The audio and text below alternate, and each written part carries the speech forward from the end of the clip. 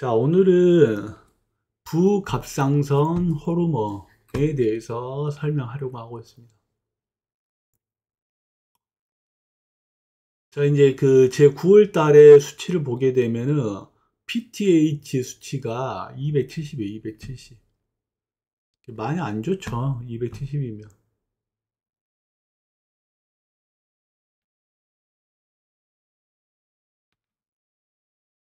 자, PTH 수치가 1년 전부터 정상은 65까지인데 어떻게 돼요?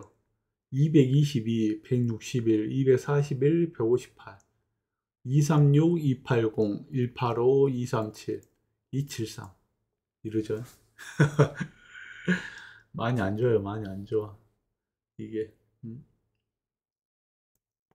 그러니까 이런 상황입니다. 그러니까 이게 안 좋으면 안 좋을수록 뭐가 문제가 생기냐. 그러니까 현재는 제가 이제 9월 달에 270이잖아요. 그러면 이제 정상 수치 기준으로 보면 약 4배가 더 높다는 거예요. 4배가. 그래서 만성 신장병 환자 가이드라인에서는 어떻게 설명을 했냐. 3기에서 말기, 투석 전에서는 이렇게 부갑상선 호르몬이 지속적으로 기준을 상한한다. 그러니까 정상을 나올 수가 없다. 왜 안 나오냐. 신장이 그걸 못 해주니까. 신장이. 그래서, 만성 신부전에서는 PTH가 부갑상선 호르몬인데 이 부갑상선 호르몬이 지속적으로 초과된다. 그리고 점진적 상승이면 과다, 저칼슘 혈중, 비타민 D가 결핍되어 있다. 그래서 이거를 교정이 가능한지 안 하는지 원인부터 바로 잡도록 권고하고 있다. 자, 약간의 PTH 상승은 적응 반응일 수 있다. 이 말이 뭐냐면은, 자, 우리가 아까쯤 이제 수치를 봤잖아요. 수치가 어떻게 돼요? 185, 237, 271이 나왔잖아요. 근데 저뿐만 아니고 3기에서 4기, 5기 환자들은 이 PTH가 높아질 수 있다라고 가정을 하는 겁니다. 왜냐면 신장 기능이 저하가 되면서 신장 기능이 안 되니까 이러한 수치가 상승하는 게 당연하다라고 명시되어 있다는 거죠. 아시겠죠? 근데 제 기준으로 지금 4배가 초과된 거예요. 4배가. 그래서 4배가 초과됐을 경우에는 뭐가 문제다? 저칼슘 혈중이다. 그러니까 저는 검사 수치에서 칼슘이 정상으로 나오잖아요. 하지만은 제가 추정하는 걸로는 저칼슘이라고 생각을 하고 있다는 거죠. 왜냐하면 하루에 섭취하는 하루 칼슘 섭취가 1000이라면 실제적으로는 400에서 500밖에 섭취를 안 하고 있기 때문에 저칼슘으로 추정하고 있는 중이다. 지금 3년 동안 저칼슘 유지하고 있었다. 근데 왜 문제가 되냐? 그 전에는 제가 체중이 있었잖아요. 체중이. 그러니까 그 체중이 빠지면서 이 칼슘을 대체했을 거란 말입니다. 근데 지금 어떻게 돼요? 체중이 60kg까지 빠져가지고 더 이상 뺄 데가 없잖아요. 그러니까 어떻게 돼요? 뼈나 근육에서 칼슘을 빼서 땡겨 쓰고 있는 걸 거라고 예상한다. 그래서 이게 지금 현재 위험한 상태라고 보고 있습니다. 자, 보세요. 투석 전에는 이렇게 설명을 드렸고, 투석 후에는 투석을 하고 있는 상태는 어떻게 돼요? 약 PTH 정상 수치에서 2배에서 9개 범위로 유지하는 것이 그냥 기본이다라고 말하고 있는 거죠. 하지만 큰 폭으로 올라간다든가 큰 폭으로 낮아지면은 치료를 받아야 된다라고 명시하고 있습니다. 어디서요? 신장학회 가이드라인에서요. 이게. 그래서 만성 신부전 환자의 3기에서 추석 전 5기 가이드라인에서는 이게 원인이 무언지를 찾아야 된다는 거죠. 그래서 원인을 먼저 교정을 해봐라라고 권고한다는 거죠. 그래서 이제 제가 생각하기에는 뭐가 문제다? 3년 동안 칼슘을 너무 적게 먹고 있었다. 왜? 처음에는 우리가 뭐 때문에 그래요? 처음에 공부해보면 신부전 환자 단백질 적게 먹으라고 하죠. 그 다음에 소금 적게 먹으라고 하죠. 그 다음에 가공식품 먹지 말라고 하죠. 이런 식으로 생각을 하잖아요. 그러니까 저 같은 경우도 칼슘은 꿈에도 생각하지 못한 거죠. 그래서 이제 이런 검사를 하고 나니까 아, 내가 저칼슘이었겠구나 라고 생각을 하게 됐다. 그래서 저는 원인을 어떻게 찾았냐? 저의 식단을 분석을 해보니까 하루 권장 섭취량의 반도 안 되더라. 그러면은 그 반도 안 되는 걸 갖다가 3년간 하고 있으니 어떻게 된다? 당연히 저칼슘이라고 생각할 수 있겠다라는 것이죠. 자, PTH, 부갑상성 호르몬이 지속적으로 기준을 상한 초과 또는 점진적 상승이면 인이 과다하고 인이 많아지고 저칼륨, 칼슘이 적어지고 그러니까 인이 지금 제가 많아지는 거죠. 인이. 왜냐하면 인은 하루 섭취량이 1000이라면 인을 500밖에 안 먹었는데도 불구하고 인 수치가 한계치 4.5에서 멈춰 있다는 것은 뭐예요? 원래는 더 떨어져야 되는데 뼈에서 인을 얘가 빼내고 있다는 거죠. PTH 상승으로 인해서 얘가 PTH 호르몬을 올리고 있다. 이 PTH가 올리게 되면 뭘 몸에서 일어나게 되냐면 우리 몸속에서 본능적으로 칼슘이 부족하다고 생각을 해서 뼈를 분해를 합니다. 뼈를 분해를 해서 칼슘만 섭취하는 게 아니라 인까지 같이 뽑아와요. 그러니까 고인산 혈중이 되는 것이죠. 그래서 저 같은 경우에는 현재 인이 과다인 상태고 저칼슘 혈중이 일어난 상태고 비타민 D가 결핍이 되고 있다. 자, 비타민 결핍은 어떻게 해서 결핍이라고 가정을 할 수 있냐? 이 비타민 D는 신장에서 나오거든요. 신장에서. 근데 지금 신장 기능이 5기 환자하고 투석 직전의 환자니까 안 나온다는 거죠. 비타민 D가. 이거 비타민 D를 저는 이건 기록이니까 제가 추정을 하는 것이지, 여러분이 어떤 기록을 보고 막 판단을 쉽게 내리지 마세요. 판단은 누가 내린다? 의사가 판단 내린다. 근데 저는 이제 제 병이기 때문에 제가 공부를 해서 제가 투병 계획을 세우기 때문에 이렇게 판단을 내리는 것이지, 여러분은 병원의 도움을 꼭 받으셔야 된다. 그래서 이 PTH가 상승한다라는 것은 비타민 D가 결핍일 가능성이 많다라는 거죠. 왜냐하면 신장에서 이걸 해주지 못하니까. 그래서 저 같은 경우에는 생각을 하는 게 내 몸속에 인이 과다가 되어 있는 상태고 칼슘이 부족한 상태고 비타민 D도 결핍이 될 확률이 있다라고 가정을 하는 겁니다. 그래서 제가 생각하는 논리적 근거는 뭐냐? 신장 기능이 저하되면서 인이 쌓이게 되고, 인이 왜 쌓이게 된다? 인이 배출이 안 된다는 거죠. 신장 기능이 저하되니까. 그리고 뼈에서 또 인을 빼내버리니까.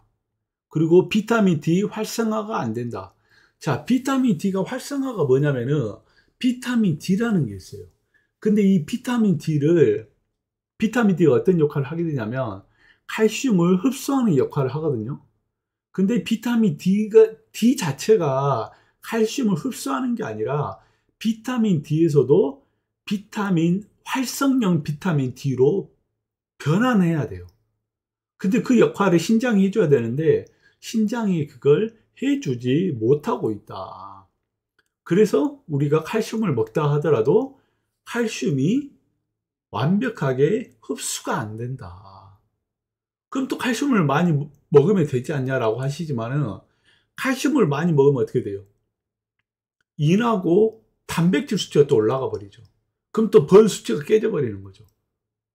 이게 복잡하다니까, 이게 오기가 되면. 그러니까 이게 삼교 환자들은 이런 걸 보시고 아, 나 다행이다 이래 생각하지 마시고 공부를 하셔야 돼요. 그래야지 수월하게 투병을 할 수가 있죠. 그러니까 4기 5기는 피똥 싼다는 거예요. 피똥 싸. 왜냐하면 신장 기능이 안 돼가지고 비타민 D가 나오지도 않고, 비타민 D가 나왔는데 이 비타민 D를 활성화로 바뀌어야 되는데 그걸 못 바꾼다는 거죠. 못 바뀌어요. 그래서 칼슘을 먹더라도 흡수가 안 돼 버리는 거죠. 그러면 이거 이제 의사가 이걸 진단을 해서 비타민 D 활성제를 처방을 또 받아야 되는 거죠, 이게. 그래서 이제 이거 의사 영역이면 의사 영역. 근데 이제 제가 생각하는 논리적 근거를 설명드리고 있는 거예요.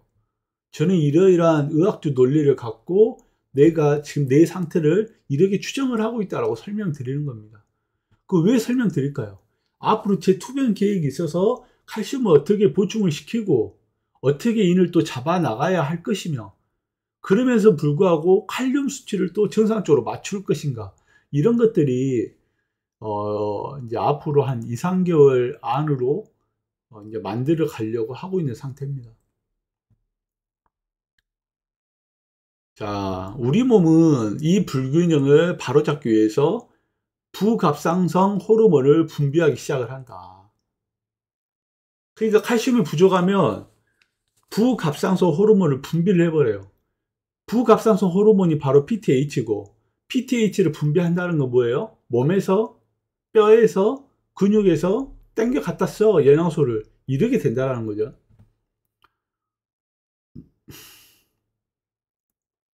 그래서 추석 전 단계 3기에서 5기에서는 PTH가 상승하는 것은 그 자체로 병이라기보다는 불균형에 대한 결과 또는 본능적인 적응 반응일 수 있다. 이렇게 된다는 거죠, 이게.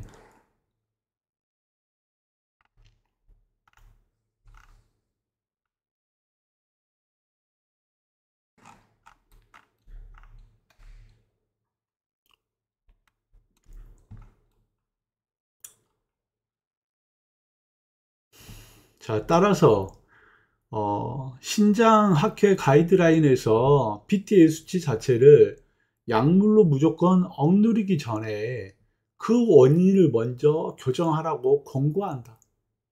그 원인은 뭐예요? 고인산혈증, 저칼슘 혈증, 비타민 D 결핍. 그래서 저는 이 세 개를 인지를 하고 있다는 거죠. 인지를. 그래서 앞으로 다음 달과 다다음 달, 최소 2, 3개월까지는, 아니면 반년까지는 이제 고인산이라든가 저칼슘이라든가 비타민 D를 이제 넣어주면서 이렇게 섭취를 해주면서 어떻게 내 검사 수치가 반응하는지, 이거를 짧게는 3개월, 반년, 이제 앞으로 계속 이제 이걸 또 지켜봐야 되겠죠. 이것이 안전식단의 중요성이다. 그래서 식단을 통해서 인섭치를 조절하는 것이 교정 가능한 원인을 바로잡는 가장 기본적이고 중요한 1차 치료 전략이다. 근데 문제가 어떻게 적용할 것이냐, 어떻게 섭취할 것이냐, 이것들을 어떻게 수치화하고 정행할 것이며 완벽하게 할 것이냐가 핵심이 된다. 이게 아시겠죠? 그러니까 어떻게 적용할 것이냐, 약으로 먹을래, 음식물로 조절할래. 저 같은 경우는 음식물을 더 인을 적게 먹었음에도 불구하고 한계치가 4.5인데 4.5가 떠버렸잖아요. 그래 이미 고인산 혈증이라고 예상할 수 있다는 거죠. 왜? 하루 인 섭취량이 1000인데 500밖에 안 먹었어요. 그러면 더 떨어져야죠, 수치가. 예를 들어 하루 권장량이 인이 1000인데 만약에 제가 800이나 900을 먹었다 생각해봐요. 그러면은 제 인 수치가 한계치가 4.5인데 5점, 6점, 7점 이렇게 나와버린다는 거죠. 왜냐하면 가이드라인을 따랐음에도 불구하고. 그 말은 뭐예요? 내 신장이 가이드라인에 맞는 권장인을 섭취함에도 불구하고 이미 인 배출을 하지 못하는 상태다. 이게 왜 심각하냐면 이거 인이 쌓이게 되잖아요. 그럼 혈관이 딱딱해져요. 혈관이 딱딱해지면 결국은 심장이 비대해지면서 혈압을 상승시키고 결국에는 심근경색으로 심장마비에 걸려서 죽는다. 그래서 이게 길을 쓰고 지금 이제 설명드리고 있는 겁니다.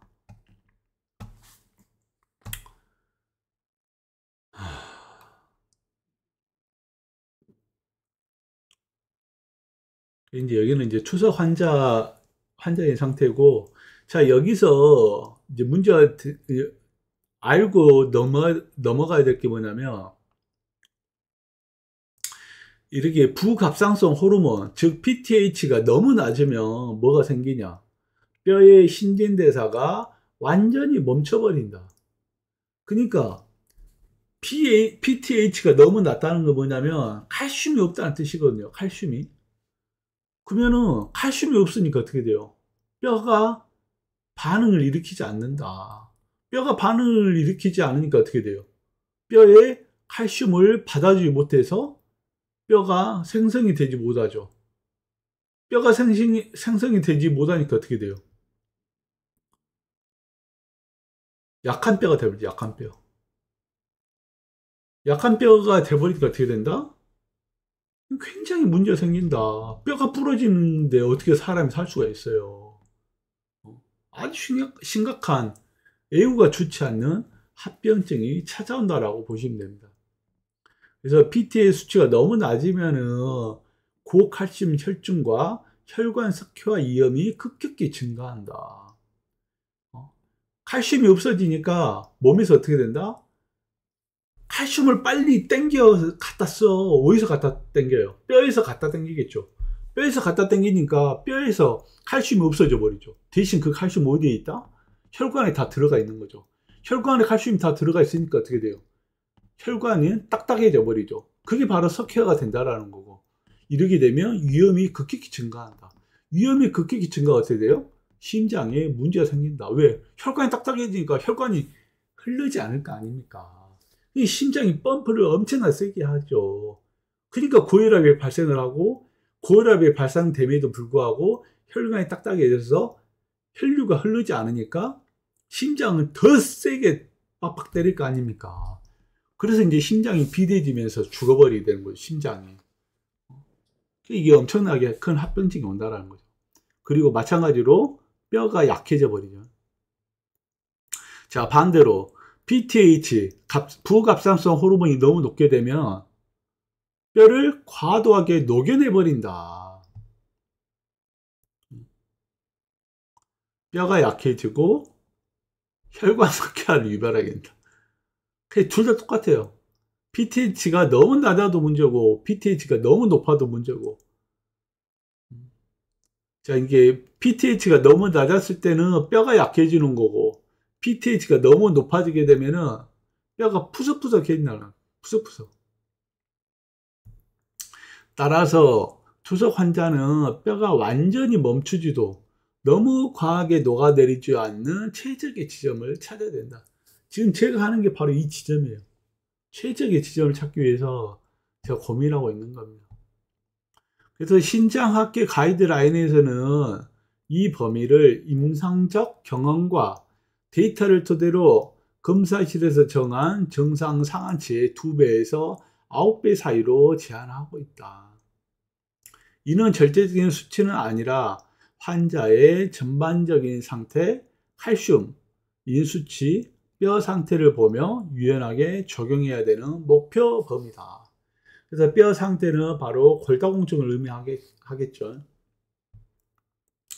결과적으로 두 상태 모두 뼈의 질을 취약으로 만들어서 골절에 극도로 취약한 상태가 된다. 아시겠죠?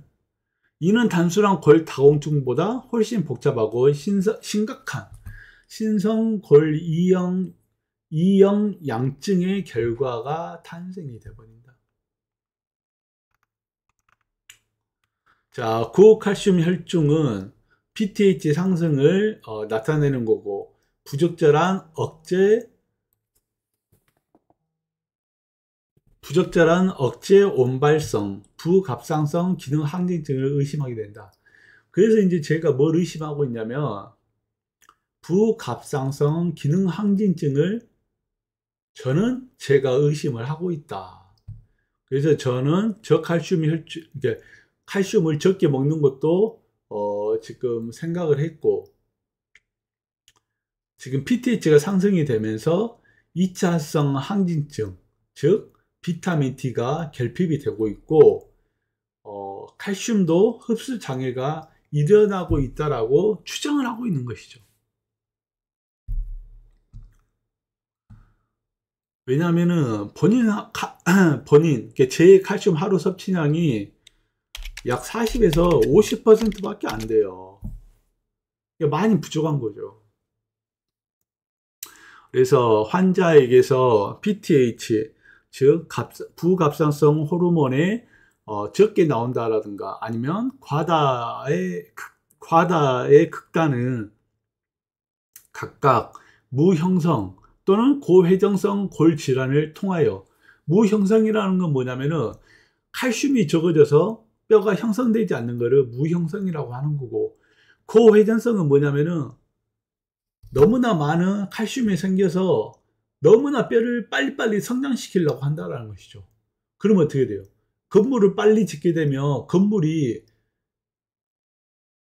빨리 무너지죠. 급하게 짓다 보니까. 뼈도 마찬가지라는 거죠.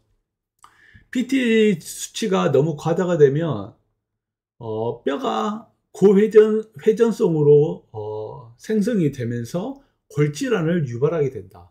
그래서 결국 뭐다?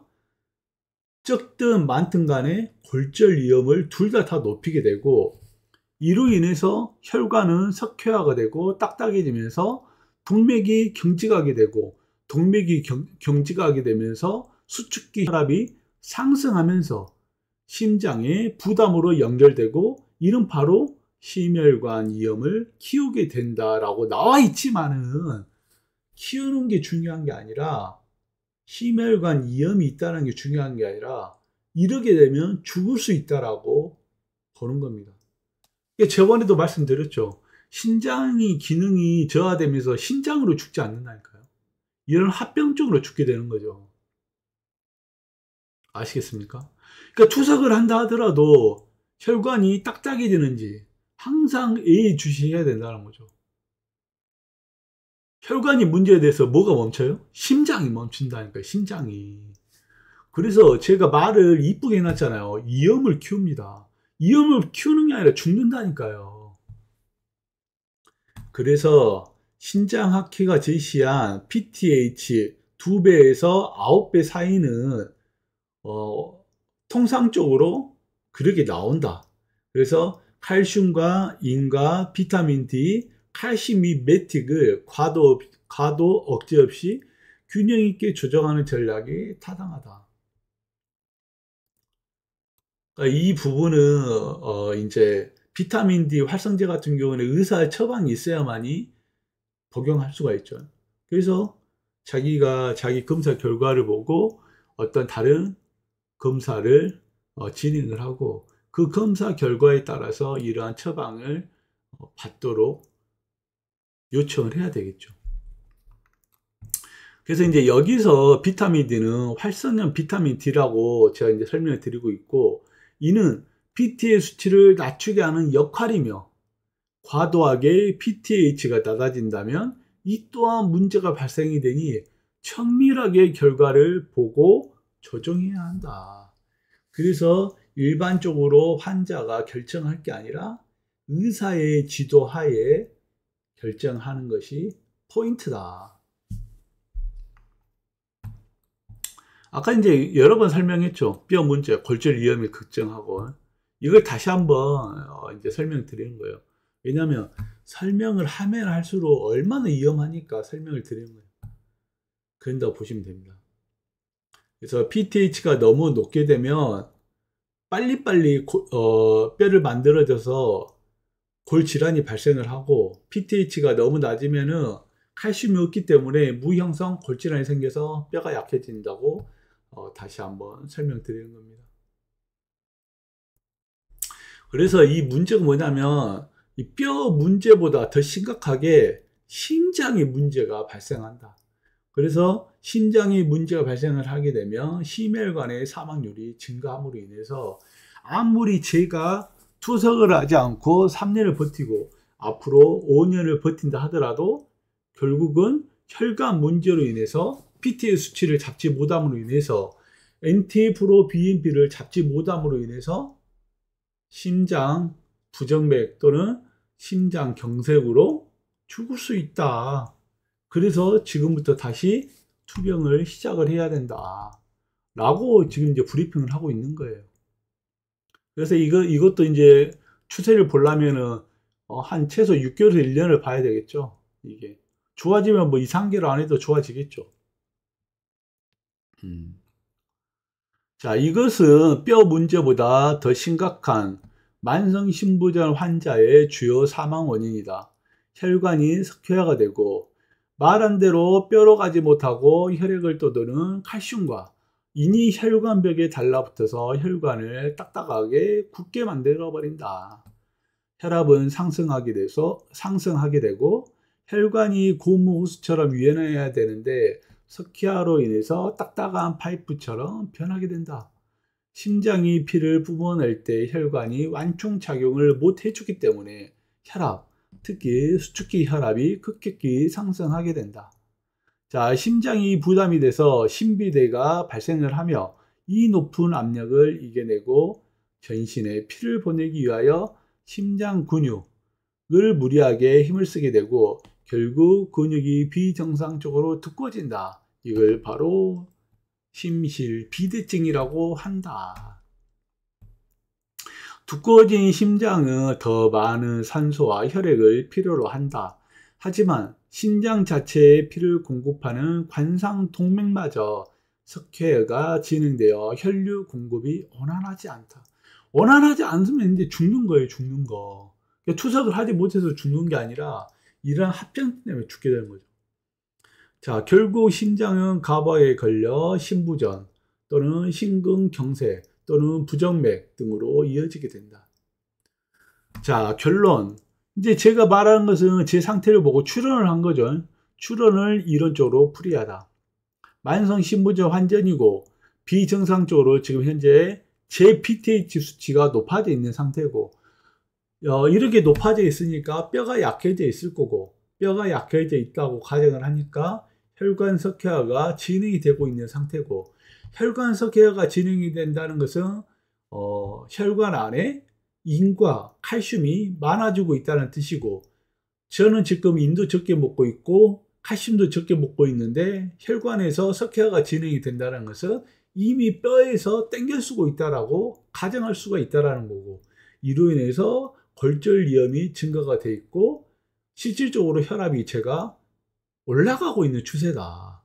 그래서 심장에 가부가 걸려 있는 상태고 이런 바로 혈류 장애를 일으키고 있고 지금 심부전과 심근경색과 사망에 이르게 되는 합병증에 직면하고 있다라고 보시면 되겠습니다.